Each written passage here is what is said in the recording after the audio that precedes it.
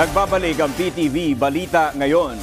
38 bagong batch ng immigration inspectors ang dumaraan ngayon sa training sa Philippine Immigration Academy sa Clark Freeport Zone. Ayon kay BI Commissioner Norman Tansinco, kabilang sa mga sumasailalim sa training ang ilang officers, immigration assistants, administrative aides at iba pa. Ilan sa kanila ay ipapakalat bilang frontliners ngayong Pasko habang ang iba naman ay magsisilbi sa augmentation teams. Nakatagdang graduate ang mga trainees sa December 11.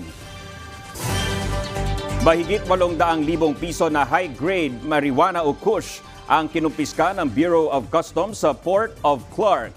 Nakadeklara bilang replacement filter ang package na galing California pero nang isailalim sa X-ray at canine sniffing dogs, nabuking nga na halos 500 kilo ng marijuana ang laman nito. Pinuri naman ni BOC District Collector Dino Austria ang kanilang mga tauhan dahil sa pagtupad sa mandato ng ahensya laban sa pagpapakalat ng droga.